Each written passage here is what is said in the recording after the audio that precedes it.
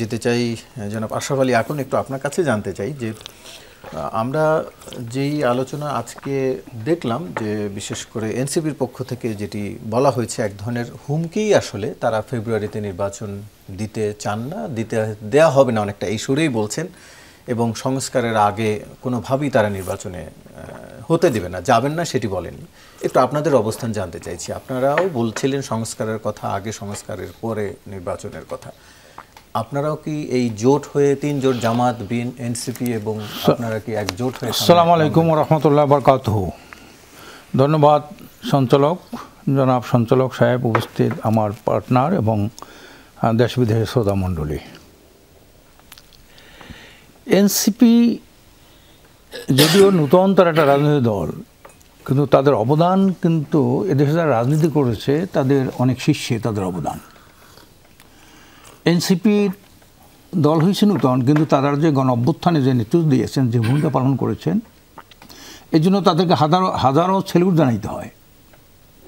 তারা যদি এই অকুতোভয় সৈনিকের ভূমিকা পালন না করতেন, জীবন না দিতেন, পঙ্গু না হতেন, তাহলে কিন্তু এই ফেসিবাদ মুক্ত দেশ হওয়া খুব কঠিন ছিল।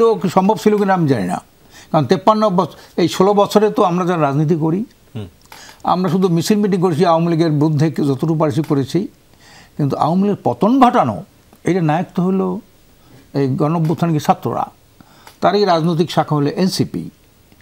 কাজে তাদের যেটা দাবি, তারাও তো বারবার বলছে, খালি এটা নির্বাচন দেওয়ার জন্য তো গণঅভ্যুত্থান হয় নাই, একটা মৌলিক সংস্কার। 53 বছর যে ধারায় রাজনীতি চলে আসছে, 53 বছরের ধারাটা কি আমরা দেখি, কি ইতিহাস কি বলে, একটা ভয়ঙ্কর অবস্থা তো। 53 বছরের মধ্যে দৃষ্টান্তটা জঙ্গলি রাষ্ট্রে পরিণত হয়েছে, একটা জঙ্গলে পরিণত হয়েছে। আপনি বলেন, যারা স্বাধীনতার স্থপতি ছিল উনি কি করেছেন? তার পরবর্তী ধারাবাহিক যারা ক্ষমতায় ছিল ওনারা কি করেছেন? জনগণের সাথে একটা বিশ্বাসঘাতকতা ছাড়া, জনগণের আমত নষ্ট করা ছাড়া, জনগণ জীবনকে দুর্বিষহ করা ছাড়া, এবং জনগণের উপর আজাব গজব হিসাবে এই দলগুলি চাপিয়ে বসার সাথে তার কোনো কাজ দেখি নেই। আপনি মনে করেন লক্ষ লক্ষ মানুষ জীবন দিল স্বাধীনতা সংগ্রামে, একটা গণতান্ত্রিক অধিকার প্রতিষ্ঠার, এটি তো মেইন ছিল তাদের। এরপরে বৈষম্য করেছে, পাকিস্তান এটার বিরুদ্ধে করেছেন, কিন্তু সেই জনগণের মতামতকে ধ্বংস করে 74 সালে বাকশাল নামে একটা দল করবেন, এক দল এক নেতা, এক নেতা এক দেশ, বঙ্গবন্ধু বাংলাদেশ। কত বড় বিশ্বাসঘাতকতা গণতন্ত্রের সাথে, দেশের সাথে, জনগণের সাথে আমরা দেখতে পাই। তারপরে কি হয়েছে ধারাবাহিকভাবে আপনি যদি আসেন, যে শেখ মুজিব যেটা বলেছিলেন, সবাই পায় সোনার খনি, আমি চোরের খনি। এই চোরের খনি দিয়ে কিন্তু এই দেশের রাষ্ট্র ক্ষমতা শুরু। এবং 73 সালে যে ভোটটা হয়েছিল সম্পূর্ণটা ইলিগাল ভোট করছিলেন শেখ মুজিবুর রহমান সাহেব। 293 আসনে তারা জয়লাভ করছিলেন। যারা নির্বাচন হতে পারে না তাদের বাস্ক ঢাকা এনে তারা এই নির্বাচন ঘোষণা করেছিলেন। কাজে আমরা দেখি 53 বছর ইতিহাস খুব একটা দুঃখজনক ইতিহাস, ধ্বংসের ইতিহাস। তো এই জায়গা থেকে ছাত্রটা বিপ্লব করেছে, ওদের একটা চেতনা আছে, সেই চেতনাকে আপনি জলাঞ্জলি দেবেন, তাদের কোনো কথা মূল্যায়ন করবেন না, এটা তো হয় না। কাজে এই জন্য আমি বলি যে আক্তার যে কথা বলেছেন, যে আমরা তো জুলাই সনদে জন্য ঐক্যমত্য কমিশনে আমরা গেছি, আমি আসলাম, রোজি ছিলাম সেখানে একটা শুভঙ্করের ফাঁকি বলে মনে হয় আমার কাছে, এটা না বললেই নয়। আমি সেখানে চ্যালেঞ্জ গ্রহণ করেছি। ওনারা বায়াসড ফর অ্যানাদার উইংস, এই কমিটি একদিকে তাকাই কথা বলে তারা। উনি বললেন আপার হাউসের মূল্য, এদেশে আপার হাউস লাগে? আমরা একটা ইউনিটারি দেশ, ছোট্ট একটা দেশ, সেখানে একটা আপার হাউস দরকার কি? আরও আমরা 100 লোকের ভরণ পোষণ, গাড়ি বাড়ি এইটা ব্যবস্থা করবেন আপনি, দরকারটা কি?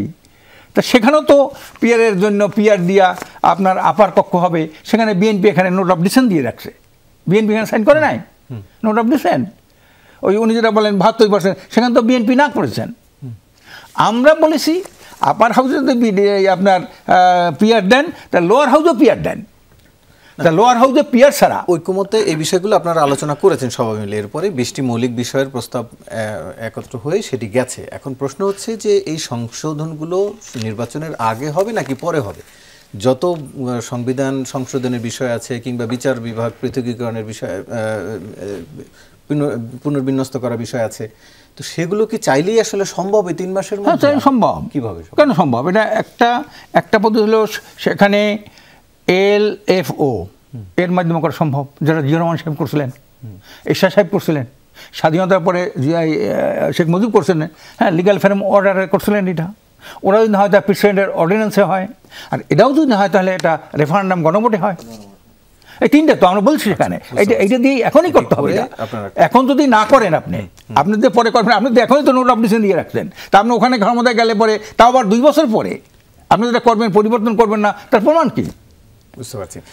তার মানে আপনাদের আপত্তি আসলে হচ্ছে ভোটের সময় নয়, সংবিধান কিংবা এইসব সংস্কারগুলো হচ্ছে আপনাদের মূল জায়গা, এবং সেখানে হলো লোয়ার হাউসে PR, এটা হলো আমাদের মূল, আপনাদেরও দাবি রয়েছে।